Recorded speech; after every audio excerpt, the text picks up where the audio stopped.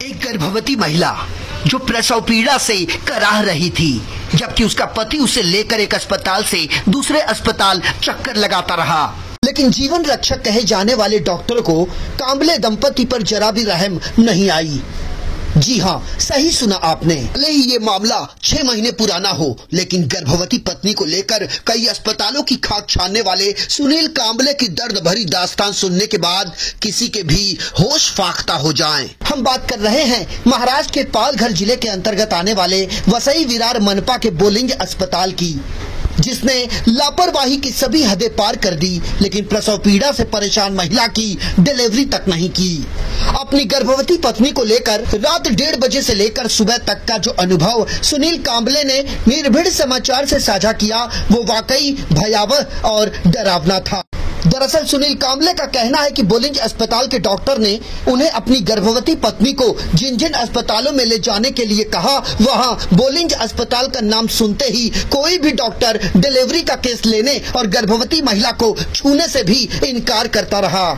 जबकि अपनी गर्भवती पत्नी को सुनील ऑटो रिक्शा में बिठाकर कभी नाला सुपारा तो कभी वसई विरार के अस्पतालों में भागता रहा, लेकिन किसी ने भी उसकी मदद तक नहीं की। फर्ज अदायगी के नाम पर डॉक्टर उसे एक अस्पताल से दूसरे अस्पताल दौड़ाते रहे, ये कहकर कि प्रसूति के दौरान जच्चा या बच्चा दोनों में से कोई एक ही जिंदा रह पाएगा। विरार के संजीवनी अस्पताल ने तो पैसों के लिए सुनील कांबले की गर्भवती पत्नी को एडमिट तक नहीं किया। सुनील का कहना है कि डॉक्टरों के चक्कर में उसकी ऐसी हालत खराब हुई कि उसके समझ में ये नहीं आ रहा था कि करूं तो आखिर क्या करूं। अंत में सुनील कांबले से डॉक्टरों ने कहा कि वो अपनी पत्नी को लेकर उत्तर मुंबई के शताब्दी अस्पताल जाए। शताब्दी अस्पताल पहुंचने के बाद सुनील कांबले को थोड़ी उम्मीद जगी कि अब उनकी पत्नी को प्रसव पीड़ा से छुटकारा मिल जाएगा, लेकिन अफसोस इस बात का है कि सुनील कांबले को शताब्दी अस्पताल में भी कोई राहत नहीं मिली और उसे मुंबई के दूसरे सरकारी अस्पताल ले जाने का फरमान सुना दिया गया। अब अंदाजा इस बात से लगाइए कि सुनील कांबले के सामने किस तरह की परिस्थितियां पैदा हुई होगी। चूंकि शताब्दी अस्पताल के पास ही रेलवे स्टेशन था, इसलिए सुनील अपनी गर्भवती पत्नी को लेकर केईएम अस्पताल जाने के लिए लोकल ट्रेन पर चढ़ा। ऐसे में अंधेरी स्टेशन आते आते सुनील की गर्भवती पत्नी दर्द से तड़पने लगी और खार स्टेशन आते आते उसने ट्रेन में ही एक बच्चे को जन्म दे दिया। शुक्र इस बात का रहा कि उस समय ट्रेन में मौजूद 2 युवकों ने सुनील की मदद की, जिनके सहयोग के बाद बांद्रा रेलवे स्टेशन के अधिकारी द्वारा सुनील कांबले को न सिर्फ एम्बुलेंस की व्यवस्था कराई गई, बल्कि भाभा अस्पताल पहुंचाकर उसकी पत्नी और नवजात शिशु की जान बचाई गई। आखिरकार जच्चा और बच्चा दोनों को मौत के मुंह से बाहर निकाल लिया गया। सुनील कांबळे, क्या घटना थी, पूरी जानकारी?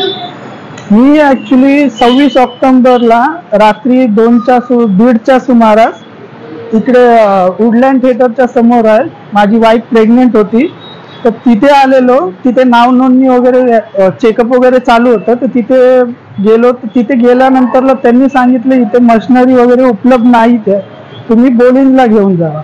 मग तिकडनं मी लगेच कसं बोलिंगला आलो। बोलिंगला आल्यानंतरला इकडे जे पाल डॉक्टर आहेत त्यांनी सांगितलं की डिलिव्हरी डॉक्टर नाही आहेत आणि ते सध्या येऊ शकत नाही। तर मी बोललो सर आता मी काय करू, आता तर घेऊन आलो। मग त्यांनी 10-15 मिनिटं घेतले आत जाऊन आणि परत येऊन मला एवढं घाबरवलं त्यांनी की बाळ किंवा आई दोघांपैकी एकच वाचेल, दोघांच्या जीवाला धोका आहे, बाळ जरी व्यवस्थित झालं तरी त्याला काचेत ठेवायला लागेल, म्हणजे असं खूप घाबरवलं। आमच्या इथे काचेची सुविधा उपलब्ध नाही आहे, तुम्हाला प्रायव्हेट शिवाय पर्याय नाही, मला हे स्पष्ट त्यांनी सांगितलेलं। तर मी त्यांना विचारलं सर आता मी काय करू, तर त्यांनी मला सांगितलं की संजीवनी हॉस्पिटलला घेऊन जावं। मग ती इकडनं मी संजीवनी हॉस्पिटलला गेलो। तर संजीवनीला गेल्यानंतरला तिकडच्या डॉक्टरांनी चेकअप वगैरे केलं आणि मला सांगितलं 25 ते 30 हजार रुपये खर्च येईल। तर मी बोललो ठीक आहे चालेल, जे काय येईल ना चालेल सर, ऍडमिट करून घ्या तुम्ही। मग तिकडच्या डॉक्टरांनी 10-15 मिनिटं थांबवलं, मला बोलले 5,000 रुपये लगेच डिपॉझिट भरा। तर मी सांगितलं सर सध्या तर माझ्याकडे नाही आहेत, आता 3-3.5 होत आहेत, सकाळी मी कसंही ऍडजस्ट करून भरेल काय असतील ते पैसे। मग त्यांना तसं बोलल्यानंतर त्यांनी 10-15 मिनिटं परत घेऊन मला रिटर्न बोलवलं आणि मला सांगितलं नाला सोपाऱ्याला आहे ना ईस्टला जे BMC रुग्णालय आहे तिथे जावं बोलले, BMC मध्ये तिथे मशिनरी वगैरे आहे, तिथे तुमचं व्यवस्थित होईल. बोललो ठीक आहे चालेल सर. पण बोललो सर ऑलरेडी मी एवढं हॉस्पिटल वगैरे फिरून इथे आलो, तुम्ही ऍडमिट करून घ्या ना. नाही बोलले तुम्ही तिथे घेऊन जा, तिथे व्यवस्थित होऊन जाईल. बोललो ठीक आहे. मग तिकडनं रिक्षा करून मी नाला सोपाऱ्याला गेलो. सोपाऱ्याला गेल्यानंतर तिकडच्या डॉक्टरांनी जे बुक असतं हे लहान बाळांचं, ते बुक फक्त ओपन केलं आणि फक्त बोलिंज नाव ऐकलं. बोलिंज नाव ऐकताच लगेच त्यांनी पेपर सगळे टाकून दिले, माझे फाईल पूर्ण टाकून दिली आणि लगेच मला सांगितलं की इथे आम्ही काहीच नाही करू शकत, हे बोलिंजची केस आहे, आम्ही ऍडमिट नाही करू शकत. तरी मी त्यांना सांगितलं की बोलिंजा वगैरे मी जाऊन आलो, 2-3 हॉस्पिटल ऑलरेडी मी फिरून आलो इथे तुमच्याकडे. तर त्यांनी सांगितलं क्लिअरली मी ऍडमिट नाही करून घेऊ शकत, मी हात सुद्धा लावणार नाही. मग तिकडनं त्यांना मी बोललो आता सर मी काय करू. तर त्यांनी सांगितलं एक काम करा, तुम्ही मुंबईला घेऊन जा. मी बोललो ऑलरेडी सर खूप जास्त वेळ झालाय, आता कधी डिलिव्हरी होऊ शकते, तर मी आता बॉम्बेला नेपर्यंत काय झालं तर मी नाही बोलले, माझ्याकडे मी काय नाही करू शकत, मी हातही लावणार नाही. मग त्यांनी सांगितलं शताब्दीला घेऊन जावा. मग तिकडनं मी कसं बसं शताब्दीला गेलो. शताब्दीला गेल्यानंतर तिथे थोडं मला बरं वाटलं की मोठ्या हॉस्पिटलमध्ये आलो, आता काही टेन्शन नाही. तिथेही मला 10-15 मिनिटं थांबवलं. त्यानंतरला बोलवण्यात आलं आणि लेडीज डॉक्टर होते, त्यांनी मला सांगितलं की हे वसई विरारचे पेशंट आम्ही इथे घेत नाही. मी बोललो सर मॅडम ऑलरेडी मी केस पेपर वगैरे अर्जंट काढून आणलाय, ते वसई विरारचं आहे ना, ते पेपर वगैरे एक साईडला टाकून द्या बोललो, इकडचे काय ते पेपर मी सगळे काढतो बोललो. तरी त्यांनी सांगितलं नाही आम्ही ऍडमिट करून नाही घेऊ शकत. मी बोललो एक काम करा, तुम्ही वरिष्ठ अधिकाऱ्यांना तर विचारून घ्या, त्यांना बोलून ऍटलिस्ट ऍडमिट तर करून घ्या. नाही बोलले, आम्ही आमच्या वरिष्ठ अधिकाऱ्यांनीच आम्हाला सांगितलंय की ऍडमिट करून नाही घ्यायचं. मग तिकडनं त्यांना मी बोललो मॅडम आता मी काय करू. तिकडनं तर मला इकडे पाठवलेलं, तर त्यांनी सांगितलं तुम्ही नायर किंवा KM ला घेऊन जावा. मग तिकडनं निघाल्यानंतरला खार जवळ तिथे पिशवी फुटली आणि मग बँड्रा स्टेशनवरती जस्ट स्टेशन येतात थोडंसं डोकं बाळाचं बाहेर आलेलं आणि स्टेशन येतात तिकडच्या 2 मुलं होती, त्यांनी मदत केली मला बाहेर हिला आणून ठेवलं की 5 मिनिटामध्ये डिलिव्हरी झाली. तर तिकडे ही काही आता प्रोसिजर डॉक्टर वगैरे काय ते माहिती नव्हतं.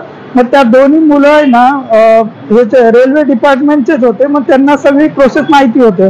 मग त्यातल्या एक मुलगा माझ्या सोबतच थांबला आणि एकाने जाऊन पोलिसांना स्टेशनचे आणि लेडीज वगैरे उपलब्ध करून दिले, त्यांना बोलवलं, स्ट्रेचर वगैरे मागवण्यात आली.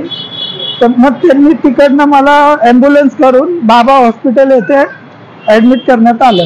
वहीं महाराष्ट्र नवनिर्माण सेना के वसई विरार शहर सचिव प्रवीण राउत का ये कहना है कि बोलिंज अस्पताल की लापरवाही और अनदेखी का ये कोई पहला मामला नहीं है. उन्होंने कहा कि सरकारी अस्पताल यदि जरूरतमंद मरीजों के इलाज या गर्भवती महिला की डिलीवरी से मुंह फेरने लगे तो इससे ओछी और गिरी हुई बात और क्या हो सकती है. प्रवीण राउत सचिव विरार शहर मनसे.